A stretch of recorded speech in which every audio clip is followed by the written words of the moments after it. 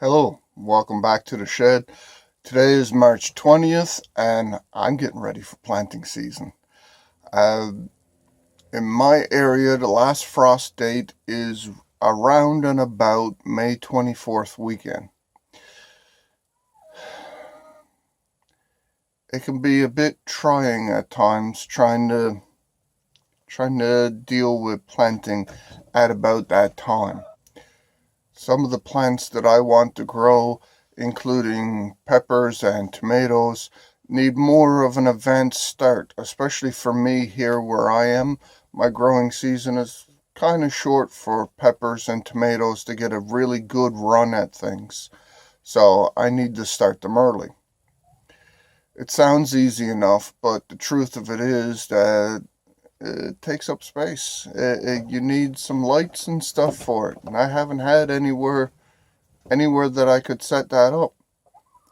Now I have the shed and a couple of unruly chickens.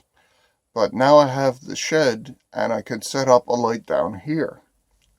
I meant to work on this the fall and try to overwinter some of the pepper plants that I had grown last year because they were nice size. I really liked the look of them. They were starting to produce peppers at the end of the season.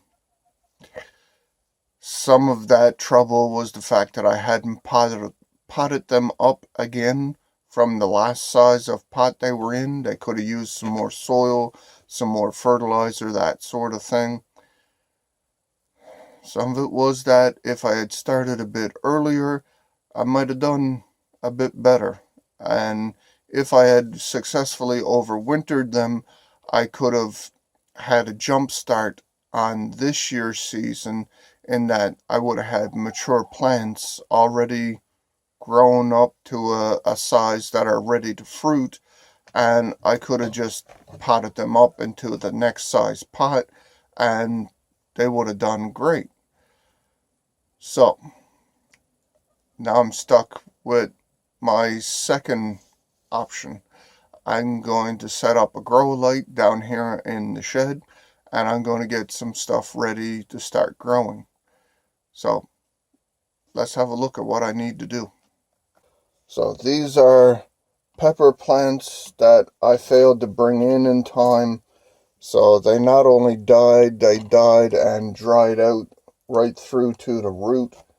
I still kept them in here to winter because out of sight, out of mind kind of reasons. But I also wanted to see if this was something that they could recover from. Now right above them is a nice thick shelf. So the first part we need to do today is to drill a hole through that shelf and hopefully not disturb too much of the mouse poop that's up here.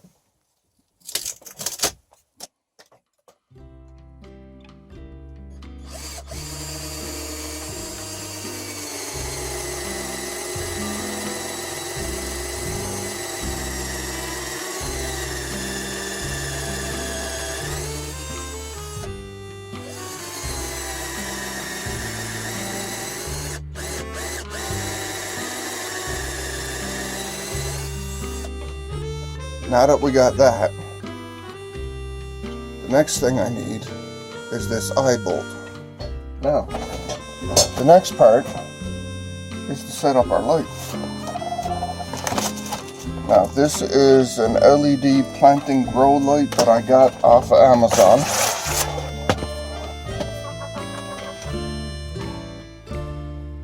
This is the way it's supposed to go. Fortunately, I'm missing the chains, so that's going to be an issue. I ended up with a bit of a problem. There's supposed to be 4 small lengths of chain that come with this LED light. Makes it rather easy to set up and makes it easy to adjust. At some point, the chain had gotten removed, and now I don't know where the chain is. So, green string it is. So you just need 4 lengths of green string, little hanger clips on the back. This is a very lightweight LED light. I'm just going to use a couple of simple knots to tie the string on. wasn't too worried about keeping the strings exactly the same length, because I'll just tie them together up here at the top and make use of them that way. Seeing I'm going to need to adjust this as time goes by, I'm not going to worry about it being perfectly level. Close enough is good enough at this point. Now it does have a switch, and it is very, very bright. It's going to mean that right here under the lamp is going to be the best spot for growing anything. Getting out a bit further from the edges, not so much. It'll still work, but it's not going to work as well. This is the container that I'm going to be starting in. I have some old trays from last year that have been cut to fit various shapes and sizes. I actually have 3 more tubs like this, so at some point I'll have them spread out across the back here and see how well I can get them to go. See how much light I can get them, how much benefit that is.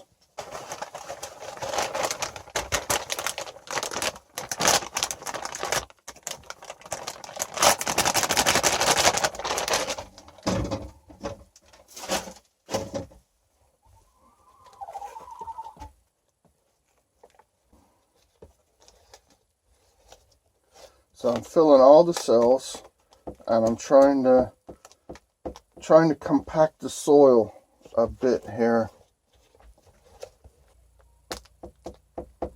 Some of the side walls of the cells are broken, kind of like this one, all broken on the side. I had cut some of these to fit other containers, but when they get like this, generally not very good to use. It doesn't hold soil, doesn't hold the moisture very good. Generally not a great planter anymore, not a great container. But you use what you have, right?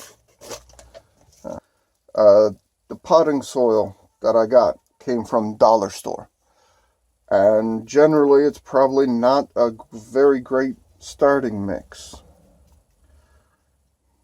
Probably not much in the way of nutrients in it.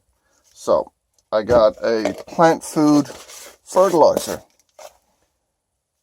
little thing from Schmidt, and it'll provide some good nutrition for the soil.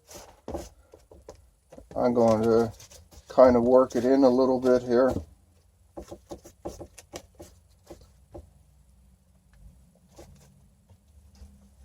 Once I get my seeds started here and get them in, then I'm going to water them good, and that should soak some of that fertilizer down through and into the soil. Now, as you could tell, these are not store-bought seeds. These are seeds that I saved. They're a mini sweet pepper, and I saved these in particular because they were like a chocolate brown kind of mini pepper. I'm not sure how big the plant will get. Not sure if I save these seeds in a good way that actually will produce plants, but we're going to see. I'm going to try for 1 or 2 per cell. I think I'm going to end up with more like 3 per cell.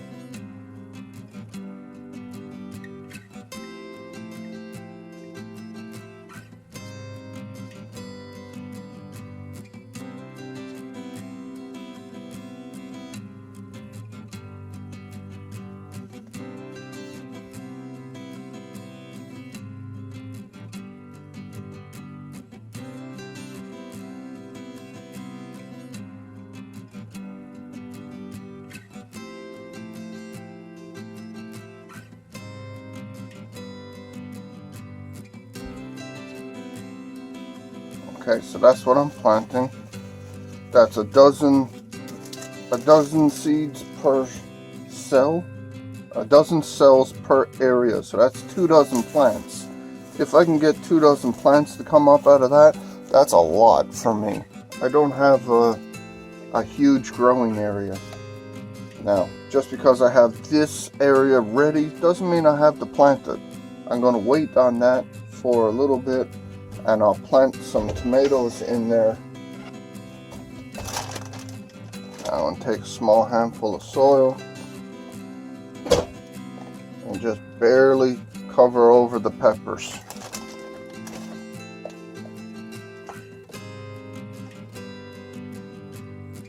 That's a big chunk of something. I'm not going to want that on top of my peppers.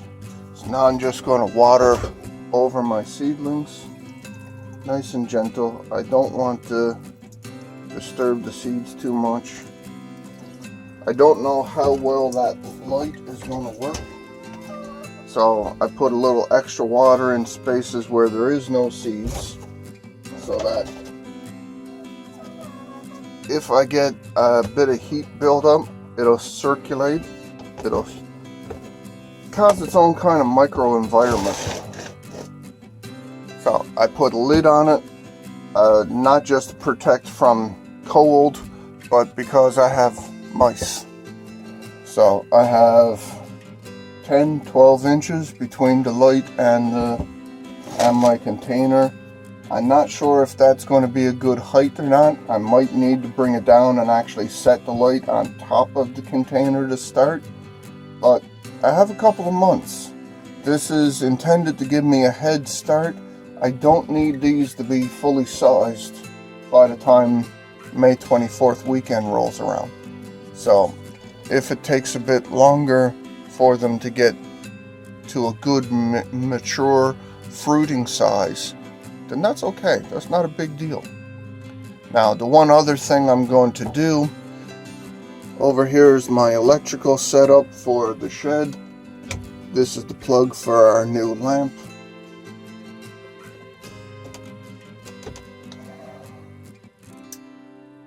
Woo! This is a Stanley 2-plug timer. So I have it set to turn on the light in the coop for the girls. Hold on. That was a bit much. So I have it set up to turn on the light in the coop for the girls, 7 o'clock in the morning. It goes off 7:30-ish at night to let the girls know it's time to go to bed, kind of thing. And I'm going to keep my plant light set up to that so that I'm getting a good steady amount of light in here, at least 12 hours a day, to try to get these plants started. Now, the other thing, this is an outdoor space. This is not well heated. I have a little space heater. It's not much of a heater, but it's here mostly.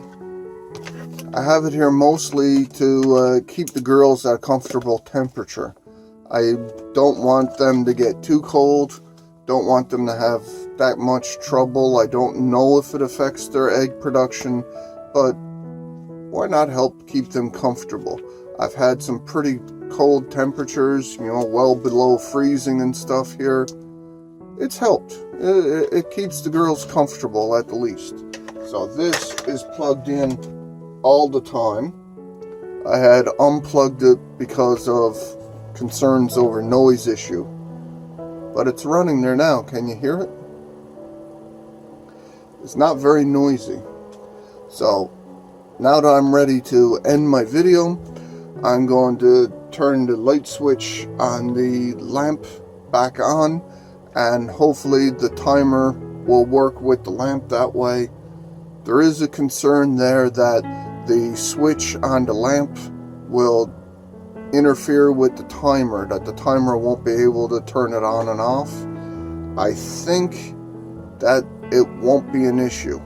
I think that as long as I leave the lamp on, that the timer will turn it on and off as it needs to go, and I'll get the light that I want when I want. That's some mini bell peppers that we've planted. They're mini sweet peppers. They're actually not a chunky fat kind of pepper. They're actually kind of long and narrow. So we'll have to see how they turn out, if I can get them to grow. Will they actually keep the light milk chocolate coloring that they had? That could be interesting too. So there's a few things to keep track of there. But I hope you enjoyed the video. I hope it give you some ideas for the planting season to come. Let's hope for a nice one. Let's hope for lots of produce and my eventual goal of hitting a food forest in my backyard. I think that will be quite cool to have a little food forest growing in my yard. So, lights on. And I hope you have a great day. I hope you come back and see me again in my next video. My name is Steven. This is my channel, Hearts Delight Exports. And I hope I see you again. Bye now. Bye, bye, bye, bye, bye, bye.